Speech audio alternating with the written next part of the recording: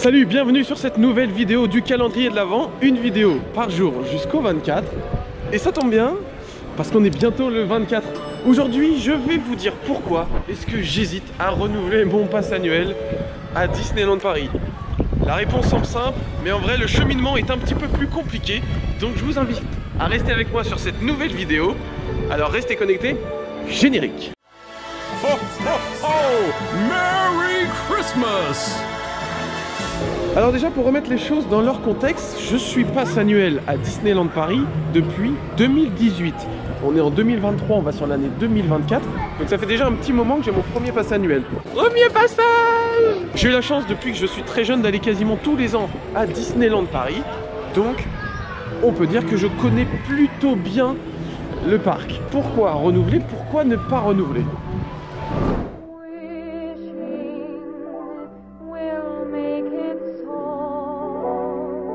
Forcément, la première chose qui fait un petit peu réfléchir, c'est l'augmentation des nouveaux prix des passes annuels. Là, je suis actuellement sur la fin de mon pass Infinity, il se termine en février, et je paye 450 € l'année pour tous mes avantages pass annuels. Billets privilèges, réduction dans les boutiques, etc.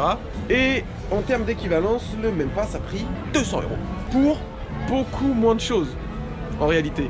Tous les avantages sont quasiment supprimés. Disney vient de annoncer la réouverture des billets privilèges et on a toujours le système de réservation de crottes. Donc forcément, déjà, ça rentre dans la balance.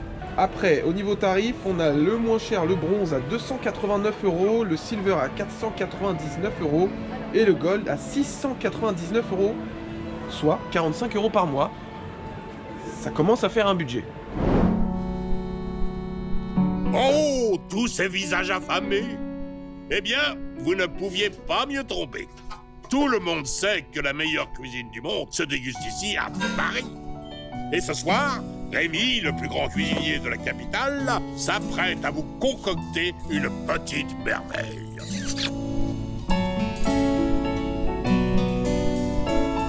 Oui. Excusez-moi, c'est vous, Paul Neuf Poster? Paul Neuf de... C'est ça? C'est moi. Putain, j'ai envie de pleurer. Rachel. C'est trop d'émotion. Comprends. On va faire une photo. Ah, je vais pleurer, ça va. Je verrai jamais cette interaction. Ça a refait ma journée, vraiment. Disneyland Paris, ça coûte cher. Ça coûte très cher, c'est une destination premium. Et la question qu'on est en droit de se poser, est-ce que la qualité est toujours au rendez-vous de la destination qui se vend premium? Pour moi, la réponse est non. Disneyland ne vaut pas son prix. Disneyland est très cher, trop cher. Mais alors pourquoi est-ce que je suis encore là? Et surtout, est-ce que je vais reprendre mon pass annuel pour la saison 2024? Parce qu'en plus, il faut prendre en compte que sur la saison 2024, sur l'été 2024, il va y avoir les JO.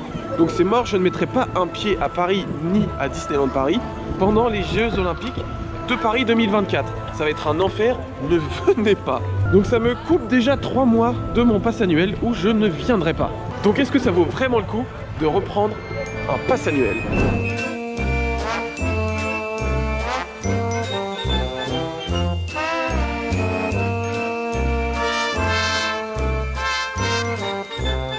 En fait, la raison de reprendre un pass ou non, elle est très simple, c'est que Disneyland Paris, c'est le sas de décompression.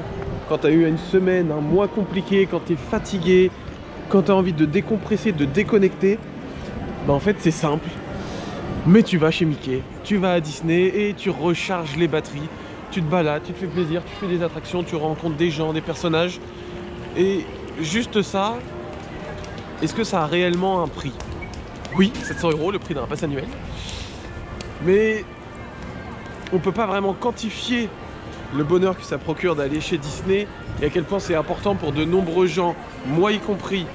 Donc oui, on est sur une destination premium, on est sur une destination trop chère, on est sur une destination qui prend souvent, trop souvent, ses passes annuels pour des jambons. Mais franchement, est-ce que vous verrez ça ailleurs? Disney, c'est une safe place, c'est la safe place. Alors oui, je vais reprendre mon pass annuel, ma décision est prise, mais il est trop tôt pour faire un choix. Mais je vais reprendre mon pass annuel l'année prochaine, lequel je ne sais pas encore.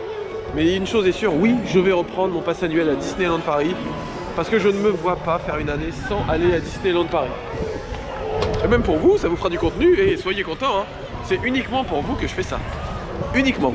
Et vous, c'est quoi votre avis sur la chose? C'est quoi votre avis sur la question? Est-ce que vous avez déjà un pass annuel?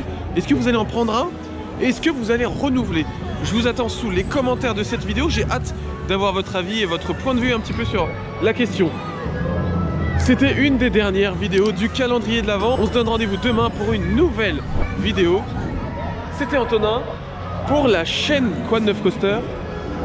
À la prochaine. Hey Squeeze, ils sont là! Sound tracker is ready for launch. Wildest ride in the wilderness. Nothing to worry about, right, fellas? Attention à tous les rangers de l'espace. N'appelle pas Monsieur Stark! Amenez vos couleurs, immonde cafard!